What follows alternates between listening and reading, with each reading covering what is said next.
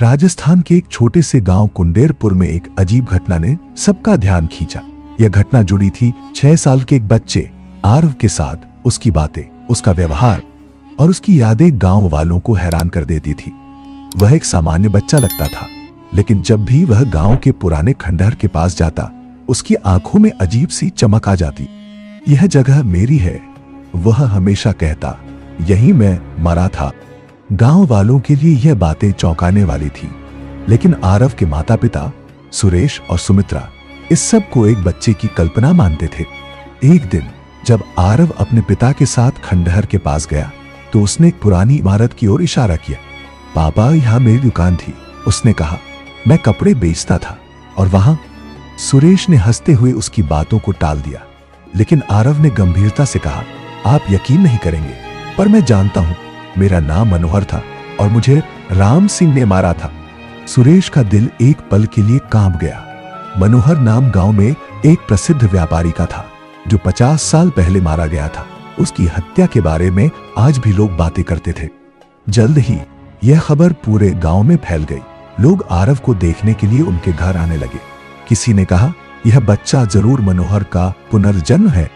दूसरे ने कहा, लेकिन मनोहर तो कई साल पहले मारा गया था, क्या यह संभव है? कुछ लोग इस पर विश्वास करने लगे, तो कुछ ने इसे कोरी गप मान लिया। लेकिन आरव की बातें और उसकी यादें लगातार लोगों को चौंकाती रही।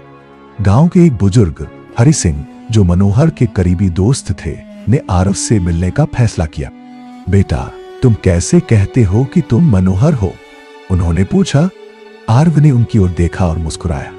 तुम मुझे नहीं पहचानोगे, तुम ही तो मेरे सबसे अच्छे दोस्त थे। याद है, हमने साथ में वह लाल रंग का रेशमी कपड़ा खरीदा था। हरि सिंह सन्न रह गए। वह घटना उनके और मनोहर के अलावा कोई नहीं जानता था। उन्होंने धीरे धीरे कहा, यह सच है, लेकिन तुम यह कैसे जानते हो? आरव ने कहा, क्योंकि मैं ही मनोहर था। और तुम याद करो, जिस रात मेरी हत्या हुई, उस दिन तुमने मुझे सावधान किया था, पर मैंने तुम्हारी बात नहीं मानी। आरव ने अपनी यादों को और विस्तार से बताना शुरू किया। उसने बताया कि 50 साल पहले वह गांव का एक धनी व्यापारी था, राम सिंह, जो उसका व्यावसायिक प्रतिद्वंदी था। उससे जलता था। एक दिन राम सिंह ने मनोहर को अपने रास्ते से हटाने के लिए उसे खंडहर के पास बुलाया और वहीं उसकी हत्या कर दी। राम सिंह ने मुझे मारा और मेरी लाश को गंगा के पास फेंक दिया, आरव ने कहा। लेकिन कोई कभी इसे साबित नहीं कर पाया। गांव वालों में खलबली मच गई। राम सिंह अब इस दुनिया में नहीं था, लेकिन उसके परिवार वाले अब भी गांव में रहते थे। यह बात उनके लिए अपमानजनक थी। आरव के माता पिता इस स्थिति से बेहद परेशान थे। वे उसे डॉक्टर के पास ले गए, जिन्होंने इसे बचपन की कल्पना करार दिया। लेकिन आरव की बातें इतनी सटीक और वास्तविक थीं कि माता पिता भी उलझन में थे।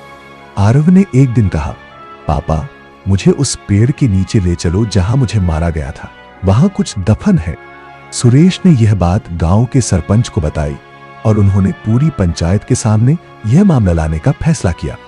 गांव के लोग आरव के कहने पर खंडहर के पास उस पुराने पेड़ के पास पहुंचे। वहां खुदाई शुरू की गई।